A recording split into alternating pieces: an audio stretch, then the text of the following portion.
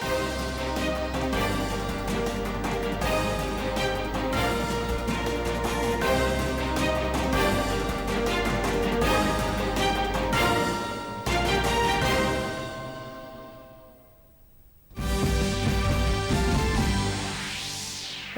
ने video conferencing राਹੀਂ railway के बुनियादी ढांचे प्रोजेक्टों का रखा नींह पत्थर, कईयां नूं कीता राष्ट्र नूं समर्पित।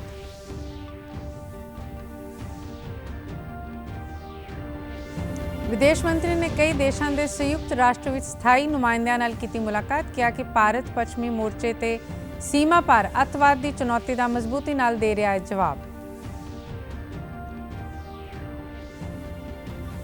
हरियाणा के मुख्यमंत्री ने विधान सभा च कहा कि सूबा सरकार वालों लिया जाने वाला कर्जा 3% की सीमा के अंदर।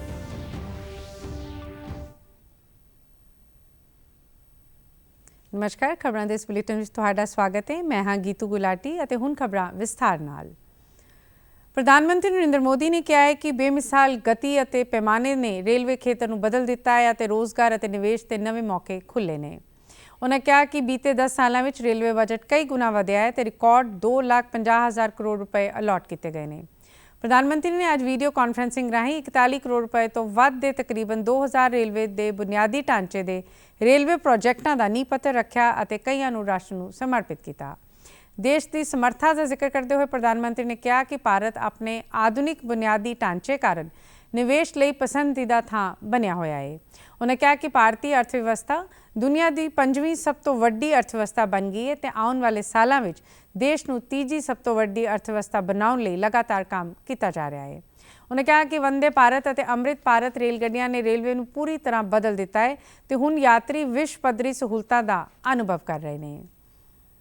का ये कार्यक्रम है आज 27 राज्यों के करीब 300 से अधिक जिलों में 550 से ज्यादा रेलवे स्टेशनों के कायाकल्प का शिलान्यास हुआ है। दशकों तक रेलवे को हमारे यहाँ की स्वार्थ भरी राजनीति का शिकार होना पड़ा, लेकिन अब भारतीय रेलवे देशवासियों के लिए ईज ऑफ ट्रैवल का मुख्य आधार बन रही है। प्रोग्राम दौरान प्रधानमंत्री ने अमृत भारत स्टेशन योजना तहत 553 रेलवे स्टेशनों के पुनर्विकास लिए नींह पत्थर रखे।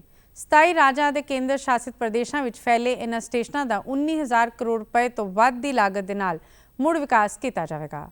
इस मौके रेल मंत्री अश्विनी वैष्णव ने जानकारी दी थी कि बीते 10 सालों में रेलवे ने परिवर्तनशील विकास देखा है। इन सालों में 31,000 किलोमीटर रेलवे लाइनां विछाईयां गई ने 40,000 किलोमीटर रेलवे लाइनां का बिजलीकरण भी किया गया है। विदेश मंत्री एस जयशंकर ने नवी दिल्ली में कई देशों के संयुक्त राष्ट्र विच स्थाई नुमाइंदियां नाल मुलाकात की। इन्हां विच Angola, Bahrain, Bolivia, Bosnia Herzegovina, Italy, Palau, Uruguay, Panama और सोलोमन द्वीप के नुमाइंदे शामिल सी। विदेश मंत्री ने कहा कि भारत पश्चिमी मोर्चे ते सीमा पार अतवाद की चुनौती का मजबूती नाल जवाब दे रहा है। उन्होंने कहा कि बैठक विच विश्व व्यवस्था G20 प्रधानगी और इसके एजेंडे विच वॉइस ऑफ ग्लोबल साउथ सम्मेलन की भूमिका ते भी चर्चा हुई। विदेश मंत्री ने जलवायु परिवर्तन, विकास समेत होर प्रभावों बारे गलबात की और यूक्रेन ते पश्चिमी एशियाई दरमियान टकराव के नतीजों बारे भी चर्चा की। देश विच गरीबी घट के 5% तक आ गई है। इस गल की जानकारी नीति आयोग के मुख्य कार्यकारी अधिकारी BVR सुब्रमण्यम ने दी है। उन्होंने कहा कि ताज़ा खपतकार खर्चा सर्वेखण के मुताबिक देश विच गरीबी 5% ते आ गई है और पेंडू और शहरी दोवां खेतरां दे लोग खुशहाल हो रहे हैं। उन्होंने कहा कि सर्वेखण तो कई अहम गल्लां सामने आईयां ने और घरेलू खपत के आंकड़े देश विच गरीबी की स्थिति और गरीबी हटाउण के उपावां की सफलता नूं दर्शाउंदे है। सर्वेखण के आंकड़ियां का हवाला देंदे हुए उन्होंने कहा कि पेंडू और शहरी दोवां खेतरां विच खपत लगभग 2.5 गुना वधी है। नीति आयोग के मुख्य कार्यकारी अधिकारी ने कहा है कि सर्वेखण के नतीजों तो यह भी महत्वपूर्ण तत्थ सामने आउंदे ने कि शहरी खेतरां के मुकाबले पेंडू खेतरां विच खपत तेज़ी नाल वध रही है। आंकड़ा ते प्रोग्राम लागूकरण मंत्रालय अधीन राष्ट्रीय नमूना सर्वेखण दफ्तर ने शनिवार को साल 2022-23 ਲਈ घरेलू खपत खर्चे के आंकड़े जारी किए हैं। इन्हां आंकड़ियों के मुताबिक 2011-12 के मुकाबले 22-23 ਵਿੱਚ ਪ੍ਰਤੀ ਵਿਅਕਤੀ ਮਹੀਨਾਵਾਰ ਖਰਚਾ ਦੁੱਗਣਾ ਹੋ ਗਿਆ ਹੈ। ਹਰਿਆਣਾ ਵਿਧਾਨ ਸਭਾ ਦੇ ਬਜਟ ਸੈਸ਼ਨ ਦੇ 6ਵੇਂ ਦਿਨ ਦੀ ਕਾਰਵਾਈ ਵਿੱਚ ਵਿਧਾਨ ਸਭਾ ਦੀ ਡਿਜੀਟਲ ਵਿਧਾਨਕ ਕਾਰੋਬਾਰੀ ਸਾਈਟ ਦਾ ਉਦਘਾਟਨ ਕੀਤਾ ਗਿਆ। ਇਸ ਦਾ ਉਦਘਾਟਨ ਮੁੱਖ ਮੰਤਰੀ ਮਨੋਹਰ ਲਾਲ, ਵਿਰੋਧੀ ਧਿਰ ਦੇ ਨੇਤਾ ਭੁਪਿੰਦਰ ਸਿੰਘ ਹੁੱਡਾ, ਸਪੀਕਰ ਗਿਆਨ ਚੰਦ ਗੁਪਤਾ ਸਮੇਤ ਸੰਸਦੀ ਦਲ ਦੇ ਮੰਤਰੀ ਕੰਵਰਪਾਲ ਗੁਰਜਰ ਦੀ ਮੌਜੂਦਗੀ ਵਿੱਚ ਸਦਨ ਵਿੱਚ ਹੋਇਆ।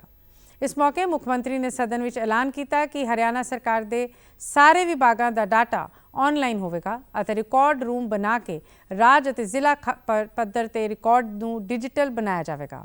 ਉਹਨੇ ਕਿਹਾ ਕਿ ਮੌਜੂਦਾ ਬਜਟ ਤੋਂ ਇਲਾਵਾ ਜੇਕਰ ਲੋੜ ਪਈ ਤਾਂ ਸਪਲੀਮੈਂਟਰੀ ਬਜਟ ਰਾਹੀਂ ਕੰਮ ਕੀਤਾ ਜਾਵੇਗਾ।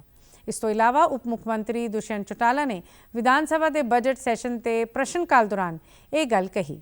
ਜਾਣਕਾਰੀ ਦਿੱਤੀ ਕਿ ਕਾਲਕਾ ਦੇ ਮੋਰਨੀ ਬਲਾਕ ਵਿੱਚ ਲੈਂਡ ਮੈਪਿੰਗ ਦਾ ਕੰਮ ਚੱਲ ਰਿਹਾ ਹੈ ਅਤੇ ਸਰਕਾਰ ਨੇ ਲੈਂਡ ਮੈਪਿੰਗ ਲਈ ਲਗਭਗ 300 ਨਵੇਂ ਰੋਵਰ ਵੀ ਖਰੀਦੇ ਨੇ।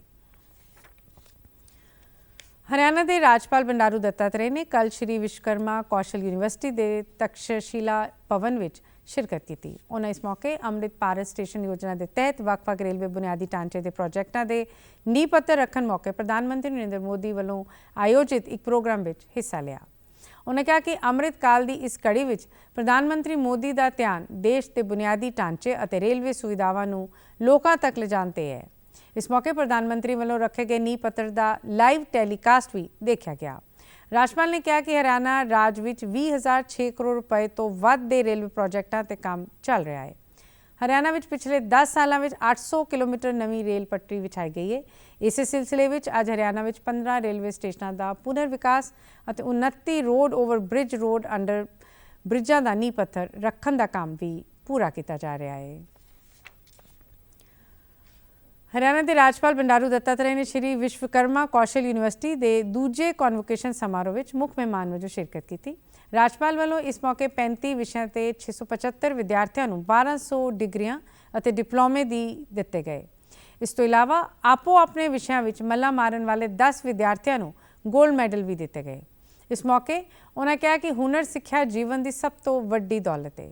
उन्होंने कहा कि उद्योगों की मदद नाल भी हुनर सिक्ख्या पाठ्यक्रम विकसित किया जा सकता है। शिक्षा जो है एक बड़ी दीक्षा है। प्रत्येक मनुष्य के जीवन में सर्वाधिक महत्वपूर्ण होती है। विद्यार्थी अपने जीवन में ये महत्वपूर्ण कालखंड शिक्षा में लगाकर दक्ष हो जाता है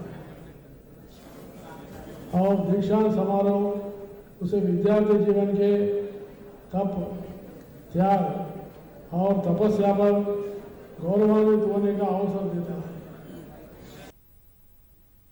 इस मौके उद्योग, उद्यमता ते कला के खेत्र में महत्वपूर्ण योगदान पाने वाले 8 शख्सियतां नूं ऑनरेरी डिग्रियां प्रदान भी कीतियां गईयां। हरियाणा के मुख्यमंत्री मनोहर लाल ने कल हरियाणा विधानसभा के बजट सैशन दौरान 2024-25 के अनुमानों ते चर्चा दौरान कहा कि सूबा सरकार वालों लिया जाने वाला कर्जा GSDP के अनुमान यानी कि 3% की सीमा के अंदर है। विकास के अनुरूप जिवें जिवें सूबे की GSDP वधदी है तो उसके अनुपात में कर्जा लैन की सीमा में भी वाधा होंदा है। GSDP के अनुपात में जिन्ना कर्जा लेना चाहिए है सूबा सरकार उन्ना ही कर्जा ले रही है। मुख्यमंत्री ने कहा कि कांग्रेसी आगू अपने समय का कर्जा 70,000 करोड़ रुपए दसते हैं जबकि उन्होंने बिजली निगमां का 27,000 करोड़ रुपए कर्जा भी जोड़ना चाहिए है। इस कर्जे को असी सरकार के खाते में लिया है। इस तो इलावा बीती सरकार का जनतक अदारिया का कर्ज भी 17,000 करोड़ रुपए घट किया गया है।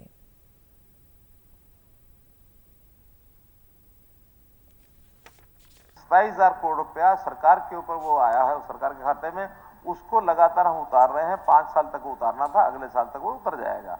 इसलिए वो 27,000 करोड़ रुपए का माइनस किए बिना अगर करते हैं तो फिर हमें भी अपना 27,000 करोड़ रुपया कम करके बताना पड़ेगा। एक दूसरा, PSCs में जो लोन आप लोगों के थे उसमें भी मैंने 17,000 करोड़ रुपया कम किया है। तो 17,000 करोड़ रुपया कहीं ना कहीं हमारे खाते में वो भी जाना चाहिए कि हमने उस लोन से, हालांकि उस लोन को भी बढ़ाया जा सकता था FRBM के एक्ट के अंतर्गत, वहां भी ये रेशियो लग सकती थी, लेकिन उसको हमने 17,000 करोड़ रुपया कम किया है। विधानसभा के बजट सैशन दौरान कल 2 बिल पास किए गए। इन्हां विच हरियाणा अंतरराष्ट्रीय गीता जयंती मेला प्राधिकरण बिल 2024 ਅਤੇ ਸਿਗਰਟ ਅਤੇ ਹੋਰ ਤੰਬਾਕੂ ਉਤਪਾਦ ਹਰਿਆਣਾ ਸੰਸ਼ੋਧਨ ਬਿੱਲ 2024 ਸ਼ਾਮਿਲ ਨੇ। ਹਰਿਆਣਾ ਦੇ ਗ੍ਰਹਿ ਮੰਤਰੀ ਅਨਿਲ ਵਿਜ ਨੇ ਵਿਧਾਨ ਸਭਾ ਵਿੱਚ ਬੋਲਦਿਆਂ ਕਿਹਾ ਹੈ ਕਿ ਇੰਡੀਅਨ ਨੈਸ਼ਨਲ ਲੋਕ ਦਲ ਦੇ ਸੂਬਾ ਪ੍ਰਧਾਨ ਅਤੇ ਸਾਬਕਾ ਵਿਧਾਇਕ ਨਫੇ ਸਿੰਘ ਰਾਠੀ ਦੇ ਕਤਲ ਮਾਮਲੇ ਦੀ ਜਾਂਚ CBI ਤੋਂ ਕਰਵਾਈ ਜਾਏਗੀ। उन्होंने कहा कि इस कतल के दोषियों को बिल्कुल नहीं बख्शा जाएगा, सख्त तो सख्त कार्रवाई की जाएगी। गृह मंत्री ने कहा कि जेकर विधानसभा का सदन CBI की जांच तो संतुष्ट होए तो इस कतल की जांच CBI तो करवाई जाएगी। जो है मन को दुख हुआ है, मैंने उसी वक्त तमाम अधिकारियों को कहा कि इमीडिएटली कार्रवाई की जाए। मैंने खुद DGP से बात की, मैंने SP झज्जर से बात की, मैंने STF हेड से बात की। मैंने कहा मैं ये केस आपको दे रहा हूँ, आपने और कितने बड़े बड़े केस सुलझाए हैं, इस केस को भी आप सुलझाने के लिए अपनी पूरी ताकत पूरी फोर्स आप लगाएं और पूरी इनको जल्दी से जल्दी पकड़ा जाए। उन्होंने कहा कि जिवें ही उन्होंने इस कतल की सूचना मिली तो उन्होंने तुरंत पुलिस डायरैक्टर जनरल झज्जर के SP और STF मुखी नाल गल की और इस मामले की जांच STF मुखी को सौंप दी है। उन्होंने कहा कि सूबा पुलिस इस मामले की जांच कर रही है और केस की डूंघाई नाल जांच की जा रही है। गाड़ी का नंबर सामने आया था लेकिन अभी वो वेरीफाई किया जा रहा है। मैं ये भी बताना चाहता हूँ कि जो ये कहा गया है कि प्रदेश की सारी कानून व्यवस्था बिगड़ गई, ऐसी बात नहीं है। उनके भतीजे ने भी जो FIR दर्ज कराई है वो पॉलिटिकल लोगों के खिलाफ कराई है और हम छोड़ेंगे नहीं किसी भी हालत में, किसी भी हालत में हम इन हत्यारों को छोड़ेंगे नहीं। गृह मंत्री ने यह भी जानकारी दी थी कि नफे सिंह राठी के भतीजे वालों इस कतल केस में सियासी लोगों खिलाफ FIR भी दर्ज करवाई गई है। पंजाब के जल सप्लाई ते सैनीटेशन मंत्री ब्रह्म शंकर जिंपा ने जल सप्लाई ते सैनीटेशन विभाग के सारे सीनियर अधिकारियों नाल एक समीक्षा बैठक की थी। इस मौके उन्होंने विभाग वालों चलाए जा रहे प्रमुख जल सप्लाई और सैनीटेशन प्रोजेक्टों का जायजा लिया। विभाग के प्रमुख सकत्तर ने स्रोतां नूं जमीनी पानी की थां सतही पानी विच तब्दीली लई विभाग वालों चलाईयां जा रही व्यापक सरफेस वाटर सप्लाई स्कीमां की तरक्की बारे जानकारी दी थी। उन्होंने दस्सिया कि 2174.41 करोड़ रुपए की लागत नाल 15 सरफेस वाटर सप्लाई स्कीमां चलाईयां जा रही हैं, जिस विच 1721 पिंडां नूं कवर किया गया है। कैबिनेट मंत्री ने इन्हां व्यापक सतही जल सप्लाई स्कीमां नूं तेज़ी नाल लागू करन दी महत्ता ते जोर दिता तां सारे लोकां नूं समय सिर पीण योग पानी की सप्लाई यकीनी बनाई जा सके। उन्हां कंढी अते पानी के संकट नाल जूझण वाले होर खेतरां विच पानी की कमी नूं हल करन वल विशेष ध्यान देण लई भी कहा। बैठक दौरान कैबिनेट मंत्री ने अधिकारियों नूं विभाग दीआं समूह श्रेणियां की तरक्की प्रक्रिया विच तेज़ी लियाउण दी हदायत दी है। पंजाब सैकटरीएट कल्चरल सोसाइटी चंडीगढ़ वालों उत्तरी खेतर सभ्याचारक केंद्र पटियाला के सहयोग नाल 28 फरवरी नूं सिल्वर जुबली प्रोग्राम करवाया जा रहा है। बोल पंजाब के 2024 के नाम तो टैगोर थिएटर विच होने वाले इस सिल्वर जुबली प्रोग्राम दौरान पंजाब के कैबिनेट मंत्री चेतन सिंह जोड़ा माजरा बतौर मुख मेहमान वजों शामिल होंगे और समागम का उद्घाटन करेंगे।